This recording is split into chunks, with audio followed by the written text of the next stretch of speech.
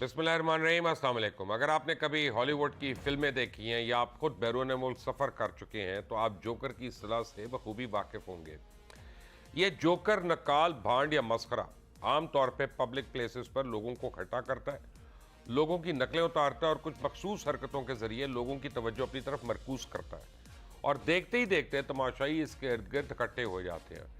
इसे अवाम की नफ्सियात का अच्छी तरह अंदाज़ा होता है और इसलिए वो पहले से ऐसी ट्रिक्स दिखाता है जिसे लोग ज़्यादा से ज़्यादा पसंद करें। और जब उसको लगता है कि अवाम बोर हो रहे हैं तो फिर बात किस्सा या लतीफ़ा गोई तक आ जाती है। वो लफ्ज़ों के वार और शोला बयानी से लोगों के दिलों में जगह बनाने की कोशिश करता है। सियासत में भी ऐसे लीडर्स होते हैं जिसमें जिनको मैं भांड तो नहीं कहूँगा, लेकिन हरकतें देखेंगे तो आपको लगेगा कि एक मस्खरे, और इसमें कोई फ़र्क नहीं। जिसके जलसे आजकल आप देखेंगे तो वो एक सियासी जलसा कम और एक थिएट्रिकल प्ले ज़्यादा महसूस होगा, जो आवाम की तवज्जो अपनी तरफ करने से के लिए पहले अपने सियासी मुखालफिन की नकलें उतारेगा, उन्हें बेहुदा अलकाबात से पुकारेगा, मुख्तलिफ हरकतों से उनका मजाक उड़ाएगा और जब आवाम बोर होने लगेंगे तो फिर अपनी तारीफें खुद से शुरू कर देगा, अपने नगमे चलवाएगा, गाने चलवाएगा, अपनी सियासत की खूबियाँ गिनवाएगा। खुद फरेबी के मर्ज में मुब्तला ये शख्स ज़माना साजी की तमाम हदें अबूर करेगा। इसे अच्छी तरह अंदाज़ा है कि आवाम की नज़रों में कैसे रहना है।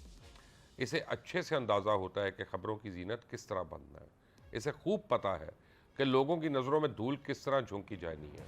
और ये सारे काम वो अकेले नहीं करता, बल्कि जिस तरह वो जोकर अपने इर्द गिर्द दो चार लोग इकट्ठे करके रखा होता है उसने, इसी तरह इसके इर्द गिर्द भी सियासी पुजारियों का एक टोला होता है जो इसकी हर नाकामी और नाअहली पर पर्दा डालते हैं और ये दरबारी यके बाद दीगरे अपने सियासी आका की पूजा करते रहते हैं और अंदर ही अंदर खुश होते रहते हैं। दुनिया ऐसे सियासी मस्करों से भरी पड़ी है, लेकिन अगर अल्लाह ने आपको अकल अता की है तो आप आसानी से इन सियासी मस्करों को पहचान सकते हैं। और उस वक्त उन सियासी मस्करों की पहचान पाकिस्तान की बका का मसला बना हुआ है, क्योंकि ये मदारी अब अपनी दुकान चलाने के लिए ना दीन को छोड़ रहे हैं, ना ही कलमा हक को, ना मुल्क की सालमियत के मामले को और ना ही किसी इदारे को, और लोगों के जहन में मजीद गन डालने में मसरूफ़ है। कैसे? ये देखें, जो शख्स ये कहे कि अगर आपने मुझे वोट ना दिया और मेरे सियासी मुखालिफ को वोट दिया तो अल्लाह के फरमान की खिलाफ वर्जी है या उसके खिलाफ जा रहे हैं, नौजुबिल्ला नौजुबिल्ला। क्या कहा उसने? वॉच दिस, नौजुबिल्ला नौजुबिल्ला। आप किसी को वोट दें, अल्लाह के फरमान के खिलाफ जा रहे हैं, क्या वो मुशरिक है, मुनकर है, क्या है कि जिसकी आप ऐसे बात कर रहे हैं? मुझे ज्वाइन किया तीन बहुत ही इंपॉर्टेंट मेहमानों ने। अहमद जवाद है, पाकिस्तान मुस्लिम लीग नवाज़ के रहनुमाएँ। कादिर खान मंदोखेल हैं, पाकिस्तान पीपल्स पार्टी पार्लियामेंटेरियंस के। और रेहान हाशमी साहब MQM पाकिस्तान के रहनुमा हैं। आप तीनों का बहुत बहुत शुक्रिया। अहमद जवाद साहब, लगता है आप लोगों के पास कोई जवाब है नहीं। हर रोज़ आपका कोई ना कोई लीडर आके प्रेस कॉन्फ्रेंस कर देता है, स्टेटमेंट्स दे देता है, हम ये कर रहे हैं, हम वो कर रहे हैं, हो आपसे कुछ भी नहीं रहा। और इमरान खान थोड़ी थोड़ी देर के बाद मज़ीद स्पेस जो है वो अपने नाम करता जा रहा है। और इसी तरह अगर आप लोगों ने किया जो आज मुझे पता चला कि हो रहा है, जैसे कि मियाँ शहबाज शरीफ और हमजा शहबाज के लिए माफ़ी तैयार हो गई नैब केसेस के अंदर, और मरियम नवाज़ कोशिश कर रही हैं बाहर जाने के लिए, पासपोर्ट मांग रही हैं वो अपना। तो भाई साहब, आपको ये मैं बताऊँ, आपकी कब्र बहुत गहरी हो जाएगी PMLN के लिए, ये मैं आपको बता रहा हूँ। फिर ये 9 के 9 बाई इलेक्शंस इमरान खान की जीत का वो मुकद्दर उसका बन जाएंगे और आप लोग हाथ मलते रह जाएंगे अगर इसी तरह की सियासत की तो। अहमद जवाद, क्या कहेंगे आप? देखें मोशर साहब, इसको मैं दो तीन हिस्सों में आपके सवाल को मैं बांटूंगा। सबसे पहले तो ये है कि इस वक्त जो इत्तेहादियों की हुकूमत, इट्स नॉट जस्ट PMLN बल्कि इत्तेहादी हुकूमत जो है वो क्या कर रही है।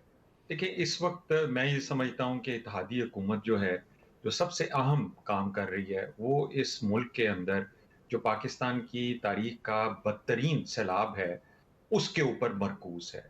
प्राइम मिनिस्टर शहबाज शरीफ साहब सुबह 7-8 बजे वो रोजाना किसी एक सैलाबजदा इलाके में पहुंच जाते हैं। वहां पे वो, चाहे वो बिजली की रेस्टोरेशन है या पुलों की रेस्टोरेशन है, सड़कों की है, लोगों को एक एहसास देना, दुनिया को एक एहसास देना, अवाम को एक एहसास देना, उन तमाम मसाइल का जायजा लेना कि क्या हो रहा है।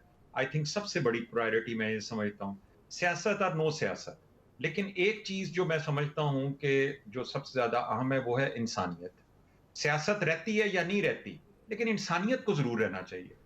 हमें इस वक़्त मैं समझता हूँ कि इत्तेहादी हुकूमत जो है, जो वो कर रही है सैलाब ज़रगान के लिए, जिस तरह से प्राइम मिनिस्टर शहबाज़ शरीफ ख़ास तौर पे जिस तरह से लीड कर रहे हैं, मैं समझता हूँ कि सबसे बड़ी तो इस वक़्त प्रायोरिटी यही होनी चाहिए। अच्छा, और ठीक इसके है, बाद बड़ी अच्छी बात की आपने अहमद। लेकिन मैं आपको याद करा दूं और साथ ही मैं शहबाज शरीफ साहब को भी याद करा दूं कि वो अब चीफ मिनिस्टर नहीं है, वो प्राइम मिनिस्टर हैं। आप जितने काम गिनवा रहे हैं वो एक चीफ मिनिस्टर के काम है, सूबे के, मुल्क के वजीर आजम के नहीं है।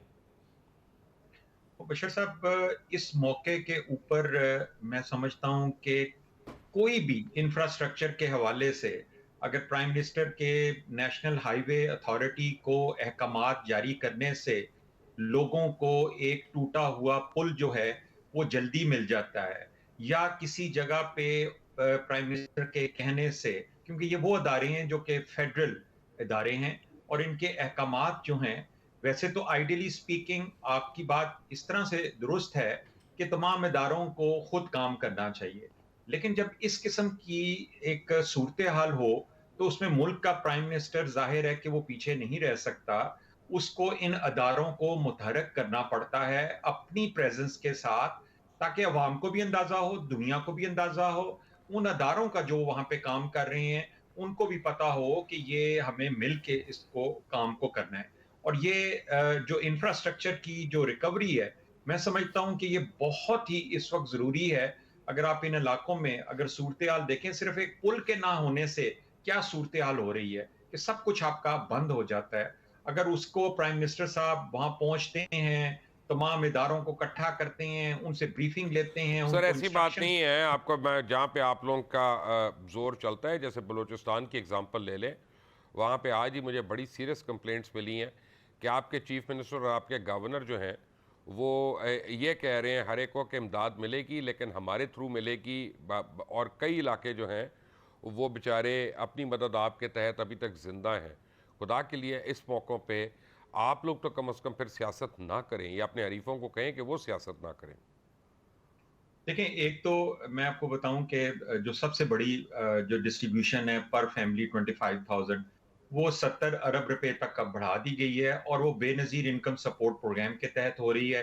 वो डेटाबेस बना हुआ है, उसमें कोई डिस्क्रिमिनेशन नहीं है, कोई सियासत नहीं है, उसके अंदर वही मुस्तहिक लोग हैं जिन तक ये पैसा जाएगा। इसके बाद बाकी डेवलपमेंट का काम है, इंफ्रास्ट्रक्चर की रिकवरी का काम है, या जो बैरून मुल्क से इमदाद आ रही है, उनको जो बेसिक चीज़ें हैं इस वक़्त, कि उनको मॉस्किटो नेट प्रोवाइड करना, उनको टेंट्स प्रोवाइड करना, उनको अद्वियात देना, उनकी खाने-पीने का बंदोबस्त करना, इस वक़्त तो बेसिक सूरत-ए-हाल। मैं आपसे आपसे इख्तलाफ करूँगा, क्योंकि मैं आपको यहाँ पे बावर करा दूँ। ये सवालात सख्त हैं अहमद साहब, और ये अवाम जी, सवाल जी। करेगी आपसे, तो उससे बेहतर है कि हम ही कर लें। अवाम में जाते वक्त तक आपके पास इनका जवाब भी हो जाए। मैं आपको एक छोटी सी एग्जांपल देता हूँ कि 75,000 ख़वातीन हैं जो इस महीने डिलीवर कर रही हैं, और ये मैं सिर्फ सैलाबज़दा इलाकों की बात कर रहा हूँ, पूरे पाकिस्तान में जो सैलाबज़दा इलाके हैं। और तकरीबन 2 लाख के करीब बच्चे हैं जो नौज़ायदा हैं और 2 साल से कम उम्र हैं, जो माँ के दूध पे डिपेंडेंट हैं।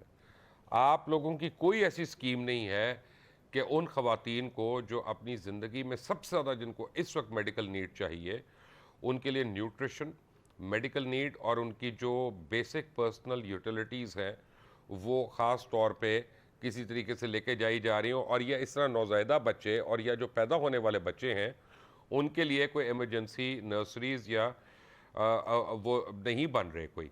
तो यहाँ पे मुझे जो नज़र आ रहा है कि हेलीकॉप्टर्स का इस्तेमाल बेदरेग हो रहा है, गाड़ियों का इस्तेमाल बेदरेग हो रहा है, पीआईडी के माइक्स का इस्तेमाल बेदरेग हो रहा है प्रेस कॉन्फ्रेंसेस के लिए, लेकिन मुझे फिजिकल वहाँ पे काम नहीं नज़र आ रहा। मैं खुद होके आया हूँ कई इलाकों से। देखिए, मुबश्शिर साहब, हमें एक चीज़ ज़रूर अपने ज़हन में रखनी चाहिए कि पाकिस्तान का 1/3 एरिया, 1/3 एरिया जो इस वक़्त पानी के अंदर है। पाकिस्तान की 3.5 करोड़ आबादी जो है, वो यकायक जो है वो बेघर हो चुकी हुई है। ये इतना बड़ा डिज़ास्टर है जो पाकिस्तान की तारीख में नहीं कभी आया। उस डिज़ास्टर की उसका जो मैग्नीट्यूड है, अब ज़ाहिर है कि उसमें वैसे ये भी बहुत एक कमी कमाल है ना अहमद साहब कि ये कभी अमीरों के घरों पे और उनके डेरों पे और उनकी ज़मीनों पे भी नहीं आता। ये सिर्फ गरीब गुरबा के डेरों पे या उनकी ज़मीनों पे आता है, चाहे सिंध हो, चाहे पंजाब हो, चाहे बलूचिस्तान हो, चाहे केपीके हो। देखें, ये तो अब एक सैलाब का जो भी इलाका होता है दरियाओं के इर्द मैंने गिर्द कटाव देखा या है, जिस तरह काटे जा रही हैं बंद जो है वो फलां इलाके को बचाने के लिए और फलां इलाके को उड़ाने के लिए। डीजी खान में मैं देख के आया हूँ खुद से, बाकियों का तो मुझे इतना नहीं अभी पता। इसमें मनछट झील का आपको पता है कि अभी उन्होंने पहले एक कट लगाया, लेकिन वो नहीं काफी था, फिर उन्हें दूसरा कट लगाना पड़ा। आई थिंक ये सारी चीजें तो अब एक एक तरीकाकार के तहत ही हो रही हैं, और उसमें कोशिश यही होती है कि उससे पहले आबादी को वहां से रिमूव किया जाए, और उसके बाद अगर मजबूरी है तो वो फिर आपको पता है कि जब पानी की सतह बुलंद हो रही है तो फिर आपको पूरे हमने उस बात बड़ी इलाके को। लंबी कर ली अहमद भाई, लेकिन मेरा सवाल वहीं पे है कि आपके पास इमरान खान के नैरेटिव का जवाब नहीं है पूरे पीडीएम के पास। जी देखें, जहाँ तक नैरेटिव का ताल्लुक है, जो एक इमरान खान ने बैरूनी जारियत का या एक पाकिस्तान के अंदर एक गरीब तबका जो है उनको एक नारा दे देना। देखें, ये पहली दफा नहीं हुआ पाकिस्तान में, ये पॉपुलर स्लोगन्स हैं। ये तारीख में आपने जैसे हॉलीवुड की मूवी जोकर का बड़ा अच्छा आपने जिक्र किया, वो एक मिसाल है, लेकिन एक हकीकत से भरी हुई मिसाल तो जो है वो हिटलर की भी है। उसका नैरेटिव का जवाब क्या था? वो एक पॉपुलर नैरेटिव था, एलीट क्लास के अगेंस्ट था, वहां पे एक एक रेस के अगेंस्ट था, दौलतमंद लोगों के अगेंस्ट था। आपने डिप्राइव्ड तबके को एक वहां पे स्लोगन, एक जबान दी, तो एक नैरेटिव बन गया। ये वो पॉलिटिकल कल्ट और फाशिज्म है कि जो कि हम माजी में भी देख चुके हुए हैं और आज हम पाकिस्तान में भी देख रहे हैं। अब इस फाशिज्म का मुकाबला करने के लिए मैं ये समझता हूं कि मुबश्शिर साहब, जो सबसे इंपॉर्टेंट चीज इस वक्त जो है वो सोशल मीडिया के हवाले से एक कंप्लायंस जो है कानून के मुताबिक वही कर लें जो कि यूरोप में हो रहा है, वही कर लें जो टर्की में हो रहा है। हमने सोशल मीडिया पे कर लेते हैं, लेकिन मैं आपको एक चीज़ बताऊं, कादिर खान मंदोखेल साहब और रेहान हाशमी साहब बड़ी तसल्ली से और पेशेंस से सुन रहे हैं, उनको भी शामिल गुफ्तगू कर लेते हैं। कादिर साहब, पहले तो आपको मैं मुबारकबाद दूंगा। हम नॉर्मली भुट्टो साहब की और मोहतरमा की तस्वीरें देखते थे, आज आपने सिर्फ भुट्टो साहब और जरदारी साहब की तस्वीर अपने पीछे लगा के नई क़यादत को इंट्रोड्यूस कर लिया। नहीं, ये नई क़यादत तो नहीं है, तो सब तो हमारे क्योंकि मोहतरमा की तस्वीर नहीं पीछे, और जो आपकी मॉडर्न पीपल्स पार्टी की आर्किटेक्ट हैं बेगम नुसरत भुट्टो, भी नहीं देखी। देखिए, यकीनन मैं 3 जगह पे बैठता हूँ टॉक शो में, एक घर पे, एक ऑफिस पे और मेरे हल्के में। तो हर जगह 2 तस्वीरें ही लगती है, तो इस वजह से मैंने थोड़ी-सी यहाँ भुट्टो साहब की और जरदारी साहब की, और दूसरी जगह अच्छा पे किया, ये रावत साहब आपकी की। चॉइस है, मैं तो वैसे ही मजाक में कह रहा हूँ। तो बाकी आपका सवाल, या मैं तफसील से मजीद बता दूं, आप जो मैं सवाल करना आपको चाहें। आपको जो सवाल करना चाह रहा हूँ ना, वो ज़रा ट्रिकी सवाल है। एक्चुअली मैंने आपको और रेहान हाशमी साहब को दोनों को एक सवाल करना है। तो अगर आप दोनों के आगे टेलीविज़न है, रेहान साहब आपके आगे टेलीविज़न है जो आप देख सकते हैं? नहीं, अभी नहीं है। अच्छा चलें, आपको फिर ऑडियो सुननी पड़ेगी। और मैं आपको प्राइम मिनिस्टर आज़ाद कश्मीर सरदार तनवीर इलियास की एक वीडियो क्लिप दिखाता हूँ, और ज़रा देखिएगा वो कितने यानी अच्छे मूड में है। और क्यों है वो तो आपको पता चल जाएगा, मैं तो नहीं कह सकता, मुझे कैमरा आके पकड़ लेगा।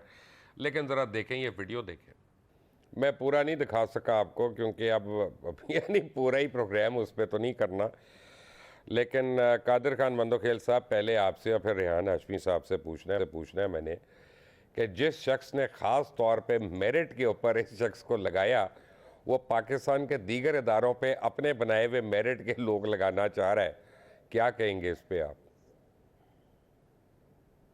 बड़ी एक अफसोसनाक वीडियो है, और ये सिर्फ आज़ाद कश्मीर के नहीं है, प्राइम मिनिस्टर की, आपके पख्तूनख्वा के महमूद खान की भी इस तरह वीडियो आ चुकी है, और फिर उस्मान बुज़दार भी ऐसी है कुछ लगभग।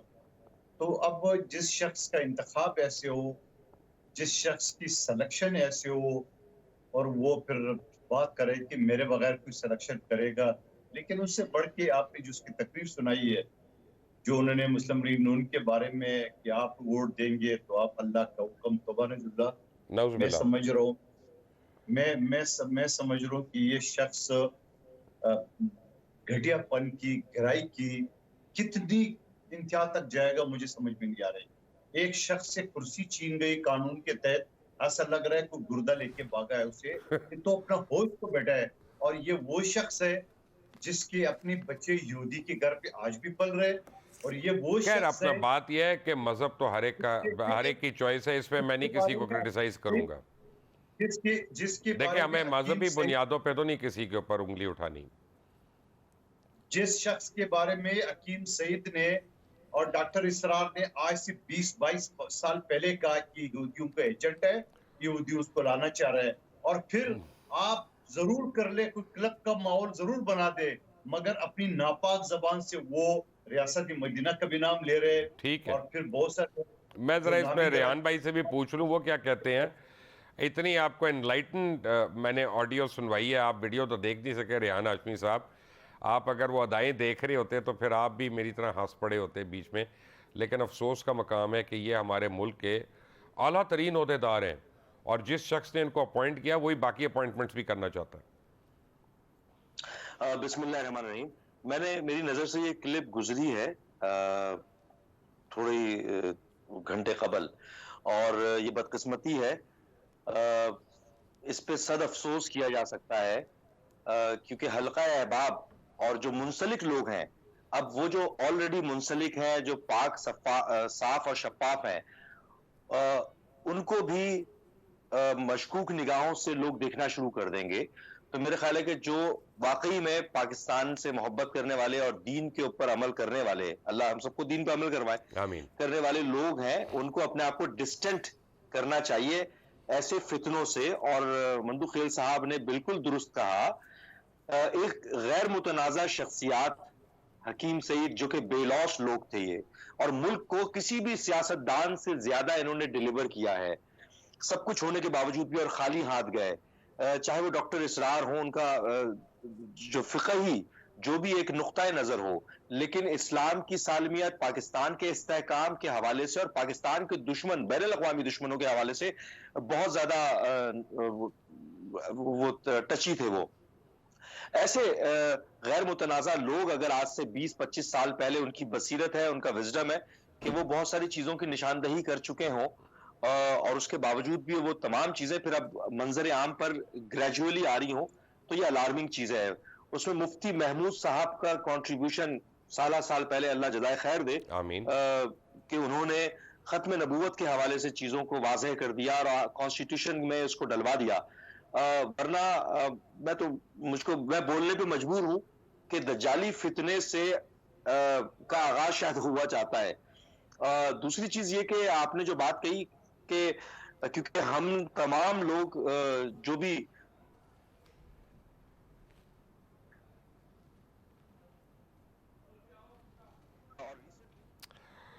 आप रेहान साहब, आप अगर आपकी स्काइप स्टक हो गई है तो आप ऑडियो पे बात कर लें, कोई बात नहीं। जी हो गया है जी। तो मैं ये अर्ज कर रहा हूँ कि क्योंकि आप खासतौर पर अभी यौम दफा पाकिस्तान के दिन के मौके के ऊपर यकजहती का मुजाहरा करना था 65 की जंग में, जो यकजहती का मुजाहरा करके पूरी कौम ने दुश्मन को जो जवाब दिया, उस दिन हमें तजदीद करनी थी अपनी यकजहती की। मगर उस दिन कोई गैर मुतनाज़ा इस किस्म का बयान आ जाना, मैं समझता हूं कि इसके ऊपर बहुत ही संजीदा हल्कों को अब संजीदगी के साथ कुछ फैसला करना होगा। इसी तरह दीनदार तबके को भी अब फैसला करने का वक्त आ गया है कि, और जो पाकिस्तान से मोहब्बत करते हैं और प्रैक्टिकली काम कर रहे हैं, उनको भी अब मेरा ख्याल उनका काम है कि अब वो संजीदगी के साथ तमाम चीजों को लेकर आए। और पॉलिटिकल माहौल जो पलूट हो चुका है, अबे तबे की सियासत और पार्लिमानी अंदाज फिक्र और अंदाज तकल्लुम को छोड़कर जो सड़कों और गलियों का माहौल पैदा हो गया है ऑलमोस्ट, इसको खत्म करना चाहिए। मुल्क एक ऐसे मुसीबत में फंसा हुआ है जहां पर सबको कंट्रीब्यूट करना है, बिला तफरीक जुबान, लिसान, रंग, नस्ल या सियासी वाबस्तगी। एक मिनट में आपको रोक लूं यहाँ पे। बहुत मुबारक हो, पाकिस्तान अपना मैच जीत चुका, एशिया कप में अफगानिस्तान को शिकस्त दे चुका है, और आखिरी ओवर में 2 छक्के मार के पाकिस्तान ये मैच जीता है। मजीद आपको ब्रेकिंग न्यूज़ मिलेंगी। आखिरी विकेट थी, बड़ा सनसनीखेज मैच हुआ है, लेकिन आहिस्ता से शोर मचाइएगा, पड़ोस वाले मुल्क में मातम हो रहा है इस वक्त। एक ब्रेक के बाद आते हैं, टेक अ ब्रेक।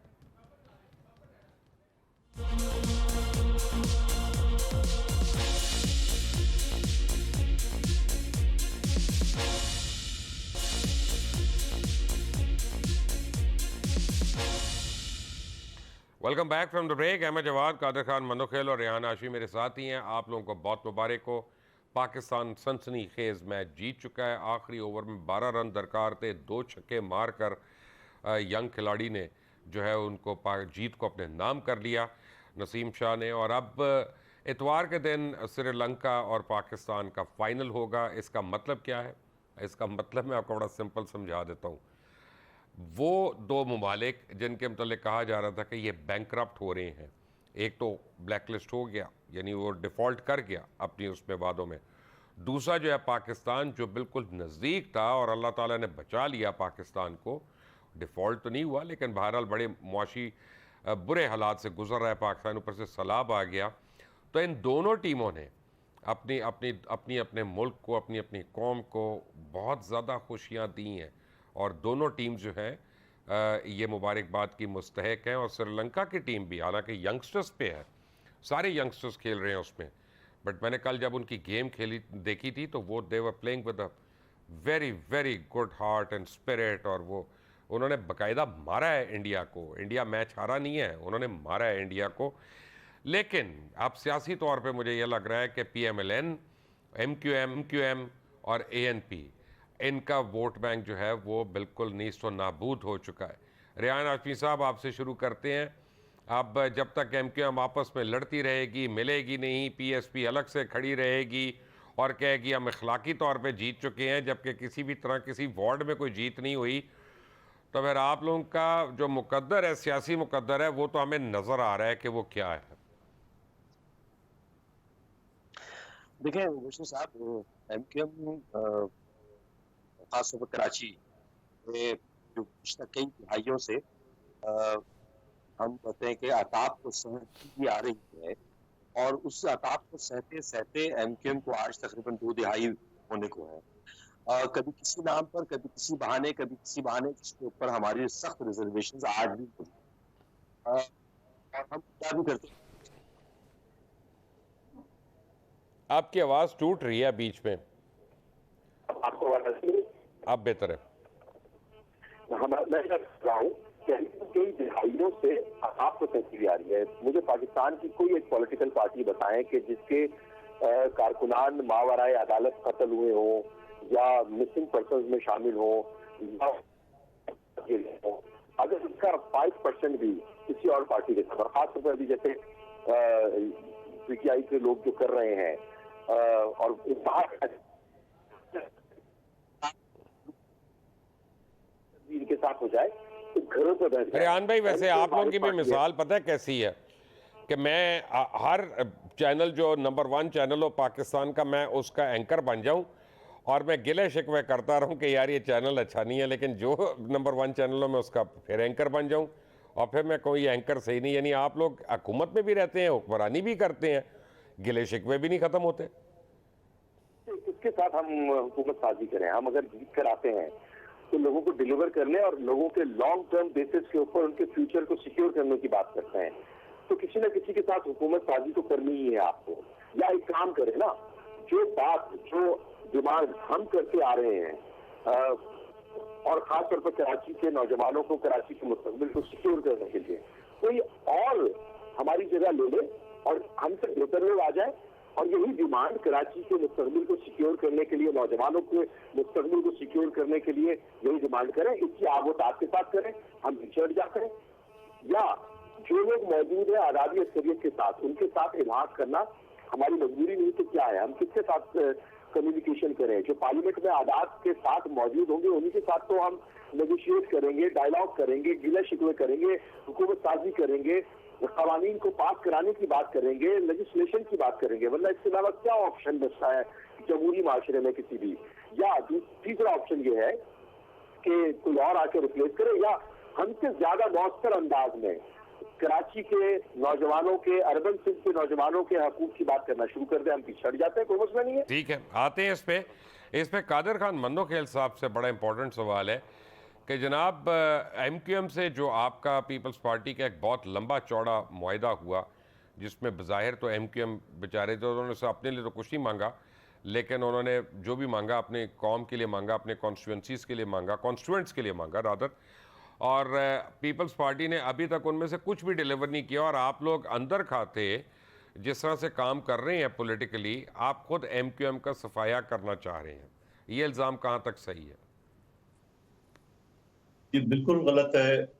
यकीनन माजी में हमें एमक्यूएम के साथ डिफरेंसेस रही है, इख्तलाफ हर जगह पे रहा है, मुख्तलिफ इशूज़ पे, तरक्याती कानून के ऊपर, बल्दियाती बिल के ऊपर, दूसरे मसाइल के ऊपर हमारे इख्तलाफ रहे, मगर ऐसे इख्तलाफ नहीं रहे, हम कई मरतबा एहतियाती भी साथ साथ रहे। भाई आपने मगर तो सबसे ज़्यादा मारे एमक्यूएम को, वो नसीरुल्लाह बाबर मुझे याद है, मुझे जुल्फ़कार मिर्ज़ा याद है, मुझे आपका वो लियारी गैंग याद है। आपने तो बहुत मारा एमक्यूएम को, ये तो बेचारे अपना ठीक है, उनको याद ना हो, मुझे तो है। देखो आप बड़े अच्छे माहौल हमारी इत्यादि के साथ चल रहा है, आप ना लड़वाए मैं लड़वा नहीं रहा, इसीलिए मैं अलग अलग बात कर रहा हूँ, साथ करा ही नहीं रहा। हमने पीटीआई को देख के एमक्यूएम पर शुक्र कर लिया कि अब हमारे बड़े इख्तलाफ रहे, बिल्कुल मेरे जाती रहे, बहुत शदीद रहे, मगर पीटीआई को देख के हम अभी तक एक बात पे अमल दरामद नहीं हुआ जो एमक्यूएम के साथ मुआहदा हुआ, ये क्या वजह है? देखिए, एमक्यूएम के साथ यकीनन बहुत सारे इशू पे मुआहदा हुआ है, उस पे काम अभी जैसे गवर्नर सिंध है, पीपल्स पार्टी की तरफ से कोई रुकावट नहीं है, हमने सपोर्ट किए, पहले भी किए, आज भी करे। नंबर एक बात, बल्दियाती बिल के ऊपर इनका इख्तलाफ था, बाकायदा सिंध गवर्नमेंट एक सेलेक्ट कमेटी बनाया जिसमें एमक्यूएम नहीं पीटीआई भी शामिल है और दूसरी जो स्टेक होल्डर है वो भी शामिल है। और फिर कई मरतबा अदालत ने इसको कहा नहीं जी बल्दियाती इलेक्शन कराओ, ये बारिश की वजह से वो क्या कहते postpone हैं, हो वो गया। आपने शेर सुना है, पता नहीं मुझे शेर सही याद है कि नहीं, कि मेरे कत्ल के बाद उसने जफा से तौबा, हाय जूद पशेमा का पशेमा होना। यानी जब ख़त्म हो जाएगी एमक्यूएम, जब वो अपने हलकों में बिल्कुल कुछ नहीं रहेगी, तब आप लोग अफसोस करेंगे या अपने वादे उनको पूरा करेंगे कि उससे पहले करने की उम्मीद है? नहीं, मैं तो जाती तौर पे बता रहा हूँ ना कि मेरे शदीद इख्तलाफ रहे एमक्यूएम से, लेकिन उसके बावजूद मैं पीटीआई के निस्बत जो ना इनको ज्यादा वो करूंगा। मैं तो चाहता हूँ कि अल्ताफ हुसैन साहब को आए, इनको बुला ले और तमाम एमक्यूएम की जो दड़े हैं उनको एकजा करे और कराची में और सिंध में उसी तरह खिदमत करे जैसे पीपल्स पार्टी करती आ रही है। आप क्या कह रहे हैं, पीटीआई अल्ताफ हुसैन साहब को बुला लें? जी, मैं तो कहता हूँ बुलाना चाहिए इन सबको एकजा करने के लिए। और मेरे ख्याल में वही शख्स वाहिद हल है एमक्यूएम के दड़ों को एकजा करने के लिए, एमक्यूएम को मुतहद करने के लिए और उस पीटीआई के नासूर से बचाने के लिए, इससे जान छुड़ाने के लिए मैं समझता हूँ जरूरी है। और दूसरी बात मैं ये कहना चाह रहा हूँ कि यकीनन हमारे शदीद इख्तलाफ रहे, उसके बावजूद हमने एक दूसरे के साथ बैठे भी, हमने मुज़ाकरात भी किए, हमने अपनी जो बातें शेयर की है। ऐसा तो नहीं है ना कि पीटीआई की तरफ न तो मैं बैठूंगा ही नहीं, मैं नहीं, पहले भी ऐसा होता रहा हूँ। मुतादिद बार, मैं खुद एक दो चीज़ों का विटनेस हूँ कि जनाब अल्लाह उनकी मगफरत करे, मरहूम रहमान मलिक साहब कई दफ़ा लंदन गए, वादे करके आए, कभी वादों का फॉलो अप नहीं हुआ। देखिए, ये बातें तो अब रियान हाशमी साहब के ऊपर छोड़ दी, आप सारी बातें लगता है आपको लिस्ट बना के दे दी है उन्होंने। मुझे बना के दे दी है, बिल्कुल। मैं देखें जितनी जितनी कुर्बानियाँ इस पार्टी ने दी हैं आम लोगों की, लो मिडिल क्लास के लोगों की, अल्लाह ना करे कि किसी और को देनी पड़े। देखिए, बिल्कुल यकीनन आप फिर ये भी थोड़ा सा वो कर ले कि पीपल्स पार्टी से ज्यादा कुर्बानी किसने दी है। हमारा शहीद कायद जुल्फकार अली भुट्टो साहब को एक जाली मुकदमे में हमसे अलग किए और आसिफ अली जरदारी साहब का सदारती रेफरेंस आज भी सुप्रीम कोर्ट की अलमारी में सड़ रहा है। ठीक है। और खुद उसके बाद भी शहीद का आप ले ले, खुद आसिफ अली जरदारी साहब को देख ले, उन्हें कितना साल जेल गुजारे और उसकी जबान काटी गई है। अदी फरियाद तालपुर को वो पीएमएलएन वो उसमें वो राना मकबूल साहब जिम्मेदार थे, एमक्यूएम नहीं थी।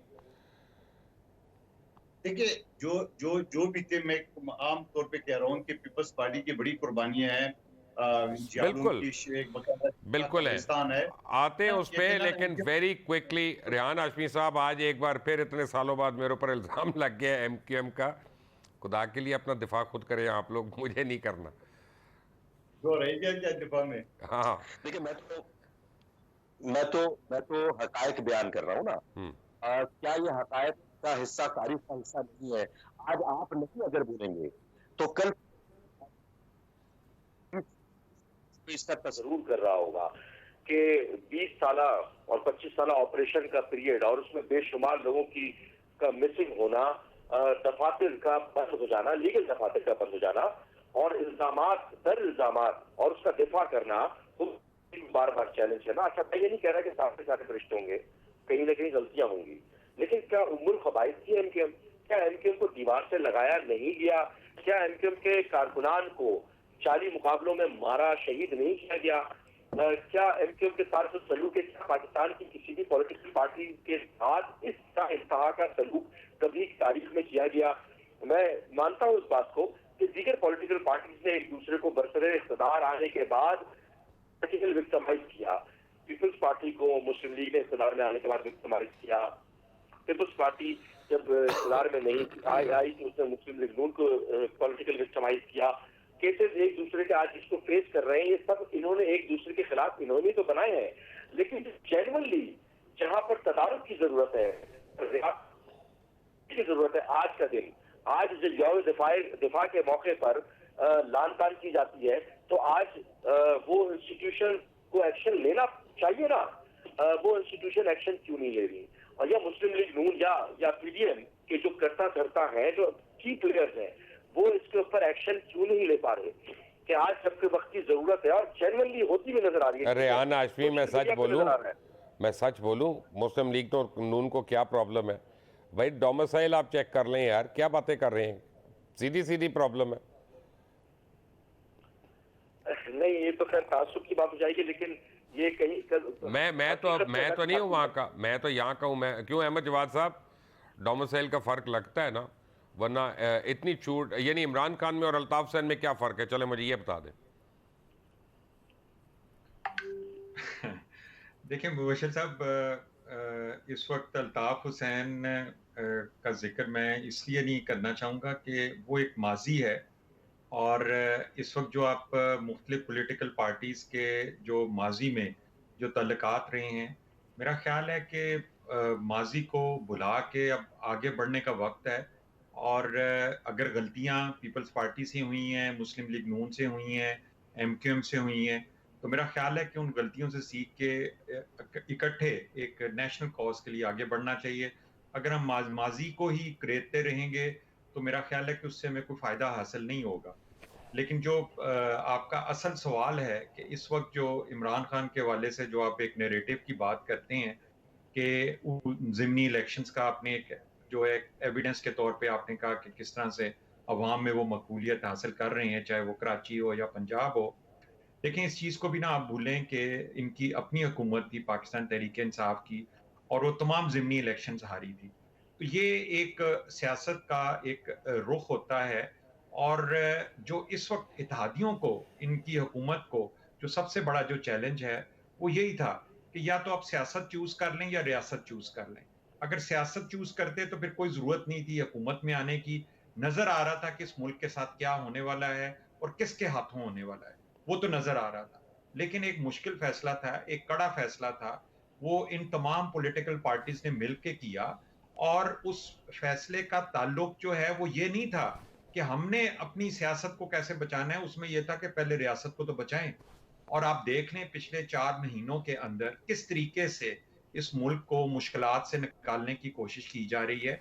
और अब आप देखें चीज़ें, हालात भी बेहतरी की तरफ हैं, इसके बावजूद कि एक जो है वो सैलाब की जो सूरत हाल है, इतनी तबाहकारी है, इसके बावजूद आप देखेंगे तो आपको हालात कुछ बेहतर नज़र आ रहे हैं। तो हमें अब, मेरा ख्याल है कि हमें वे फॉरवर्ड देखना चाहिए, और सियासत के जो रुख होते हैं वो बदलते रहते हैं।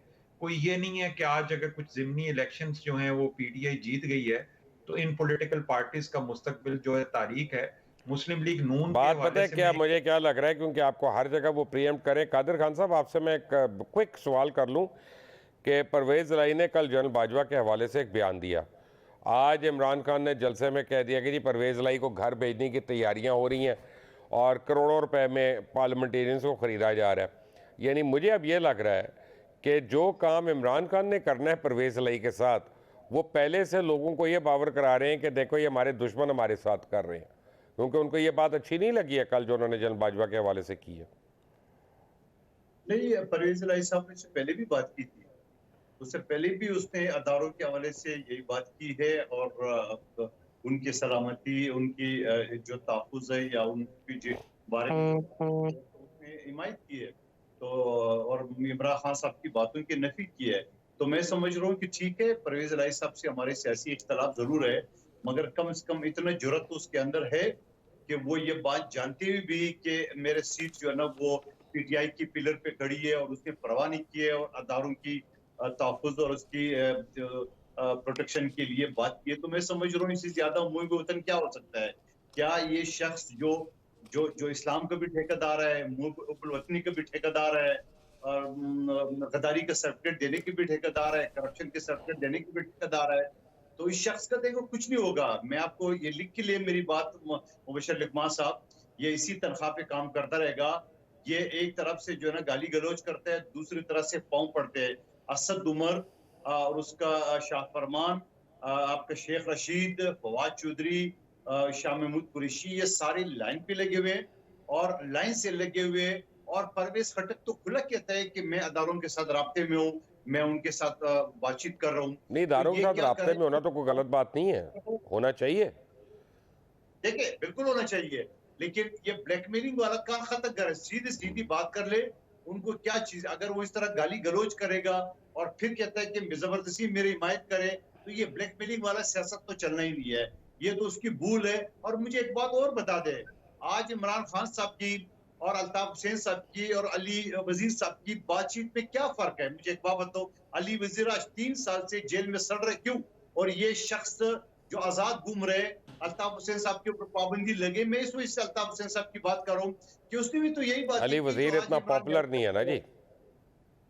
देखिए, मैं एक चीज़ ये कहना चाह रहा हूँ कि मैं कह रहा हूँ कि अगर अगर आपका आइन का आर्टिकल 25 देख ले, तो इक्वालिटी आप पर्सन जो है ना वो आप फिर बरकरार रखें।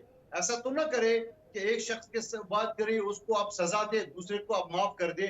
माफ़ी नहीं होनी चाहिए। अगर अल्ताफ हुसैन साहब को या अली वज़ीर को सज़ा मिली है, तो इमरान नियाज़ी को भी मिलनी चाहिए और शहबाज गिल तो कुछ भी नहीं है ना, अच्छा, वो आप तो देखते हैं कांस्टेंट कल भी नहीं है। इसका अब जो है ना अहमद जवाद, क्योंकि ये बड़े अपना अंदर पहुंचे हुए शख्स हैं ये, और ये बड़ी बड़ी चीज़ें मुझे बताते रहे हैं माजी में भी, ऑफ द रिकॉर्ड भी।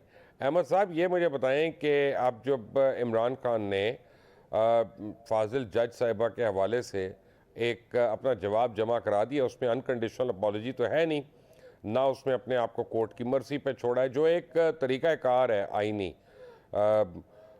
लेकिन क्या आपके ख्याल में कोर्ट के लिए काबिल कबूल होगा कल कि शायद कोई नई इंस्ट्रक्शन आए? देखिए मुबशिर साहब, इमरान खान की अपनी ही बात को हम सामने रख लेते हैं। जब वो इस बात को बहुत ज़्यादा रिपीट करते हैं कि ताकतवर और कमज़ोर के लिए एक जैसा कानून होना चाहिए। तो अब जो चीज़ें माज़ी में हो चुकी हैं, चाहे वो कमज़ोर ना हो, लेकिन इन्हीं की तरह सियासतदान थे, चाहे वो निहाल हाशमी साहब थे या यूसुफ रज़ा गिलानी साहब थे या तलाल चौधरी साहब थे या दानियाल अजीज़ साहब थे। तो फिर इमरान खान को भी फिर उसी तराजू में डालना चाहिए और उनको जो कोई एक एक्स्ट्रा ऑर्डिनरी जो फ्लेक्सिबिलिटी दी जाती है वो ना दी जाए, उनको भी उसी तराजू में रखें। और जो भी अदालतों को इस तरीके से उनका तमस्खर उड़ाए या उनके बारे में क्वेश्चन मार्क्स खड़ा करे, तो उसको आइन और कानून के मुताबिक डील करना चाहिए। इसमें ये क्यों आ जाता है कि चूंकि इमरान खान ने वेरी कहा क्विकली, क्योंकि एक मिनट रह गया, आपकी बात क्लियर है, समझ आ गई है। रेहान भाई, ये बताएं कि इमरान खान के अलावा कोई आईनी और कानूनी नाफरमानियां कर सकता है? इदारों को जब चाहे ललकारे, सिविल नाफरमानी के लिए लोगों को उकसाए, इस्लामाबाद बंद करने और अनारकी फैलाने की बातें करे। क्या खालिद मकबूल सिद्दीकी या आमिर भाई ये कर सकते हैं एज MQMs डिप्टी कन्वेनर्स? देखो, मुल्क में एक बदएतमादी की फिजा एक मरबूत हिकमत अमली के तहत जो बनाई जा रही है, जो बनाई जा चुकी है, एक नैरेटिव क्रिएट किया जा चुका है। बदएतमादी, बदज़नी, मुतनफ़िर और एक हॉस्टाइल एटीट्यूड क्रिएट किया गया है। और कानून तो सबके लिए बराबर होता है। कानून तो चाहे वो पावरफुल हो, पॉपुलर हो, चाहे वो कोई भी हो, उसके लिए बराबरी का होना चाहिए। और मुल्क की तरक्की में कानून अगर सबके लिए बराबर होगा तो मुल्क की तरक्की की तरफ गामजन होगा। और पाकिस्तान में अभी इस चीज की शदीद जरूरत महसूस की जाती है कि तमाम पॉलिटिकल फोर्सेस, तमाम सिविल इदारे मिलकर रियासत को मजबूत करने की बात करें, हाँ, खासतौर बिल्कुल पर मौजूदा दौर बिल्कुल। में, चाहे वो खान साहब ही क्यों ना हो। रेहान हाशमी आपका, कादर खान मंदोखेल आपका और अहमद जवाद साहब आपका बहुत बहुत शुक्रिया। चलते चलते आप लोगों को बहुत बहुत मुबारक हो। पाकिस्तान एशिया कप के फाइनल में पहुंच गया। सनसनी खेज मुकाबले में अफगानिस्तान को शिकस्त दी और इंडिया जो है इस वक्त वहाँ पे सफ़े मातम बिछी हुई है। अगर आप ट्विटर खोलेंगे, ट्विटर स्पेस उनकी को अटेंड करेंगे, आप उनके उनके जितने भी फीलिंग्स हैं आप उससे अच्छी तरह वाकिफ़ हो जाएंगे। बट पाकिस्तान की जीत मुबारक हो। फाइनल संडे को है, देखना ना भूलिएगा। अंटिल द नेक्स्ट टाइम, अल्लाह हाफिज़।